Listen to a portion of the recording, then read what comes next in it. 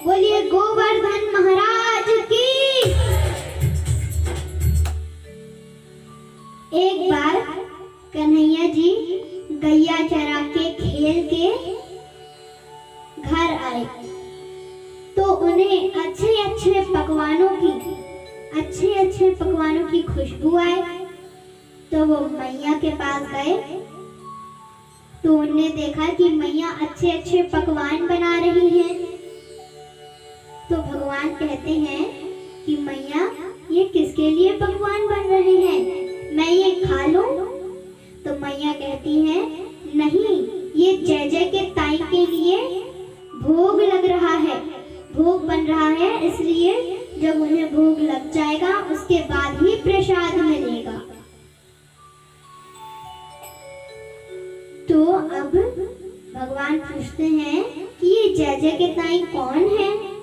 तो मैया कहती हैं जाके बाबा से पूछो। अब भगवान सोचते हुए जाते हैं कि अभी मेरे अलावा कौन जय जय के ताई खाई हैं।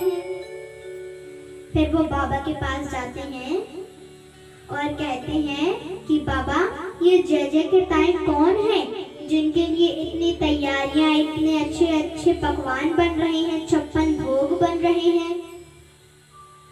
तो बाबा कहते हैं कि ये इंद्र देव के लिए बन रहे हैं, उन्हें ही कहा जाता है जय जय के ताई।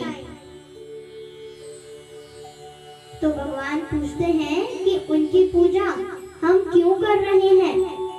तो बाबा कहते हैं कि वो हमें जल देते हैं, इसलिए हम उनकी पूजा करते हैं। तब भगवान कहते हैं कि अगर पूजा करनी ही है तो गोवर्धन नाथ की कीजिए, वहीं से हम लकड़ियां काटते हैं, वहीं हमारी गैया चरती हैं और गैयों से हमें दूध, दही, माखन मिलता है। तो अगर पूजा करनी ही है तो गोवर्धन नाथ की कीजिए। तो सब मान जाते हैं और पूरे 56 भोग, सारी तैयारियों, सारे फूल मालाओं के साथ गोवर्धन नाथ के पास जाते हैं और वहां जाकर अब भगवान खुद ही खिलाएं और खुद ही खाएं।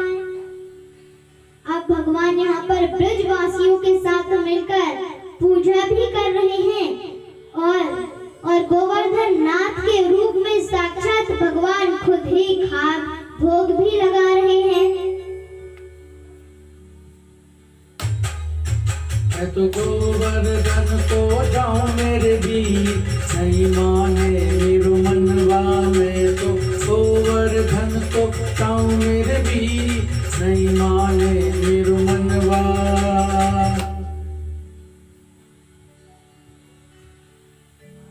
तो अब वहां पर बहुत अच्छे से पूजा की जा रही है, जयकारे लगाए जा रहे हैं। बोलिए गोवर्धन नाथ की, बोलिए गोवर्धन नाथ की। तो अब ये जयकारा सीधे इंद्र के पास पहुंचा और फिर इंद्र के पास पहुंचा तो अब इंद्र बहुत क्रोधित हो गए। इसलिए क्रोधित हो गए कि हर सारे लोग मेरी पूजा करते हैं और इस बार मेरी पूजा छोड़कर ये गोवर्धन की पूजा कर रहे हैं। फिर वो जल देवता को कहते हैं कि जाओ काले काले मधु को लेके जाओ और यहाँ पर बाढ़ ला दो, खूब वर्षा करो। तो अब काले काले मधु को लेके जाते हैं और काले काले मेघ को लेके जाते हैं और खूब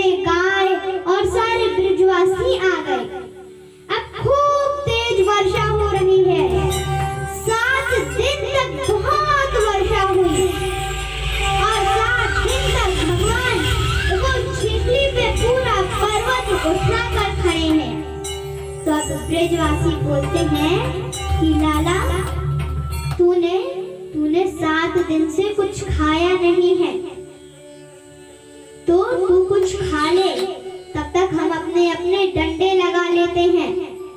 तो भगवान कहते हैं नहीं, अभी मुझे भूख नहीं है।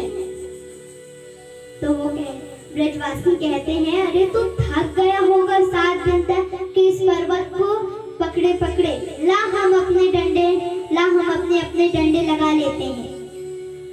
तो भगवान ने कहा ठीक है, और जैसे ही भगवान ने अपनी हल्की सी उंगली हिलाई, सबके डंडे चटपट टूटने लगे। भगवान ने फिर अपनी उंगली लगा ली।